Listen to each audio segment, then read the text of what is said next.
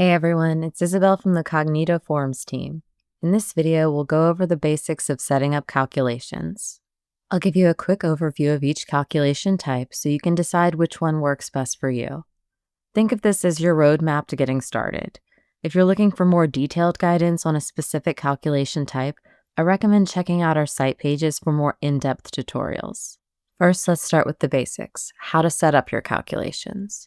When you add a calculation field to your form, you'll see 7 options for the type of calculation you can perform. Each one is tailored to specific use cases. For now, let's try a simple numeric calculation. In the calculation box, you can add either a constant value such as 1, or you can write an equation. The first thing you need when creating a calculation is an equal sign. Then if you wanted to enter 2 plus 2, the form would return 4 as a read-only answer. But you can also pull in values from other fields on your form. For example, let's add 2 number fields to our form.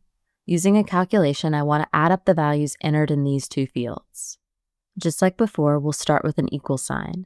As you write your calculation, you'll see Cognito Forms supports auto-completion by displaying the values that are appropriate to enter, including field names and functions.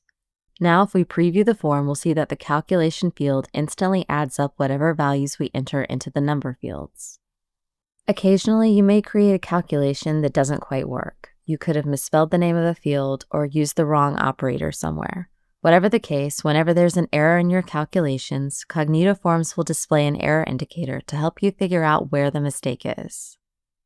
Another thing you'll notice is that there's a lightning bolt icon in the calculation box. Selecting this icon will pull up the calculation editor, which gives you a bit more space to work when writing longer calculations.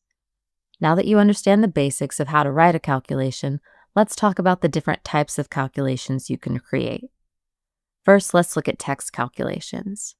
Most data collected via forms is usually some form of text. For example, the text box, choice, rating scale, name, address, phone, email, website, and calculation text field types all represent text values. You can specify constant text values in your expressions by simply putting text inside quotations.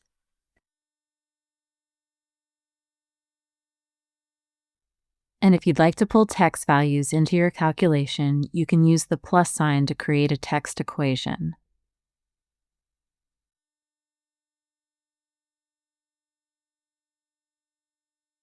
Additionally, there are also functions you can use to manipulate text values.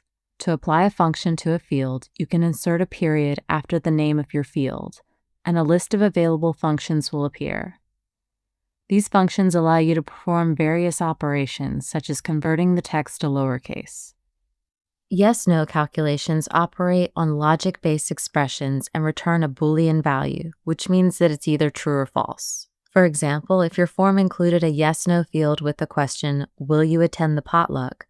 you can use this field in a calculation to conditionally display additional content, such as a follow-up field asking, "What will you bring to the event?" Depending on your use case, you can use the number, percent, or currency types to perform basic numeric calculations, including addition, subtraction, multiplication, division, and even greater than or equal to calculations. Plus, Cognito Forms supports a range of functions, which can help you do things like round numbers to the nearest integer or find minimum and maximum values. Dates are essential for scheduling and tracking events. To capture today's date, add a date calculation to your form and set the default value to equals datetime.today. You can also use today's date to set rules.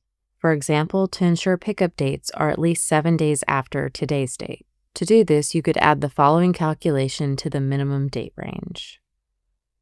Number fields set to percent display 100%. However, in calculations, we consider this to be 1. Likewise, 25% is 0.25 and 15% is 0.15. When creating a calculation with data from a percent field, you must use the decimal format and do not use the percent sign. For example, the following would display "You rock" when the percentage score field showed 97% or higher. That's all we're going to cover in this video, but the examples I've mentioned only represent a small fraction of what you can do with calculations. If you have any questions about writing a calculation, you can find more information in our user guides, or you can reach us directly by submitting a support request.